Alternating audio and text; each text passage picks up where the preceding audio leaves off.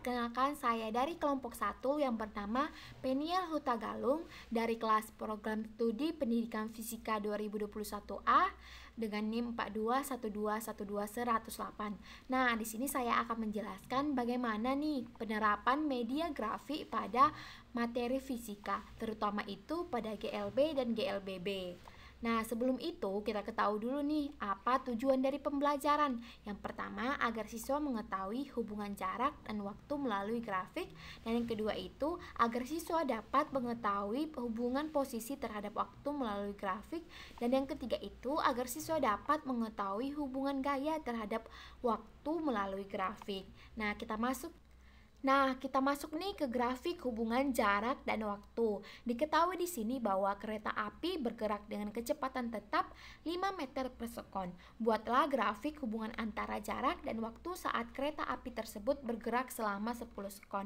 Nah, di sini untuk mengetahui hubungan antara jarak dan waktu, kita dapat gambarkan grafiknya. Diketahui di sini pada waktu 0 sekon, jarak yang dihasilkan adalah 0 meter. Dan pada waktu 1 sekon, jarak yang dihasilkan yaitu adalah 5 meter, sampai kepada waktu 10 sekon jarak yang dihasilkan adalah 50 meter, sehingga grafik yang dihasilkan adalah kenaikan secara linear. Nah, sehingga kesimpulannya itu adalah semakin besar nilai waktu maka nilai pada jarak semakin besar juga.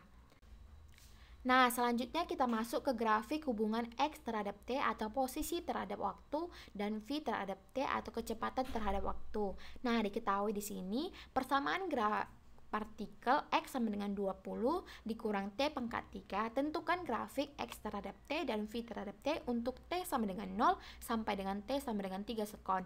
Nah, untuk mengetahui hubungannya, kembali lagi kita gambarkan grafiknya. Pertama-tama kita akan tinjau grafik X terhadap T. Nah, di sini kita lihat bahwa grafik yang dihasilkan itu adalah penurunan secara linear. Nah, dari situ dapat kita ketahui bahwa saat waktunya 0, nilai X-nya adalah 20. Dan saat waktunya sampai kepada 3 sekon, nilai X-nya adalah 11. Dapat disimpulkan dari situ bahwa semakin besar nilai waktunya, maka semakin kecil nilai daripada X-nya atau posisinya.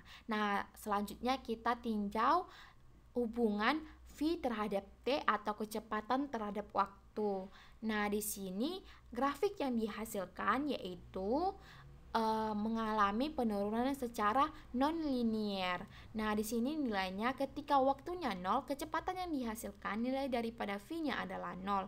Dan sampai kepada ketika nilai waktunya 3, kecepatan yang dihasilkan adalah min 27. Dapat disimpulkan dari situ dan dari gambar grafiknya bahwa semakin besar nilai daripada waktu, semakin kecil pula nilai daripada kecepatannya. Nah, selanjutnya masuk kita ke grafik hubungan posisi terhadap waktu.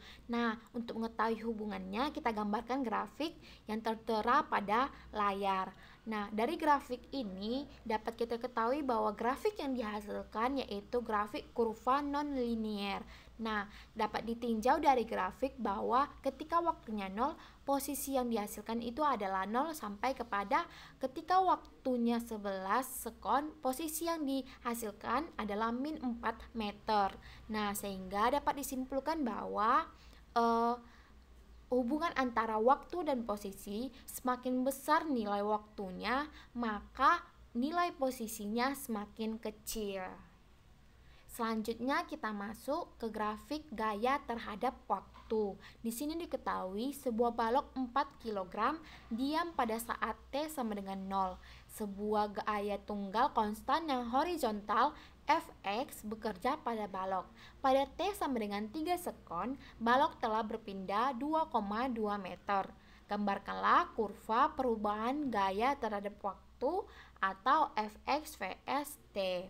Nah, di sini untuk mengetahui hubungan gaya terhadap waktu, kita gambarkan grafiknya tertera pada di layar. Nah, dari grafik ini kita ketahui grafik yang dihasilkan adalah kurva non-linear. Nah, dari sini dapat kita tinjau bahwa ketika waktunya 0,1, gaya yang dihasilkan adalah 1800, sampai kepada ketika waktunya 3 sekon, gaya yang dihasilkan adalah 2.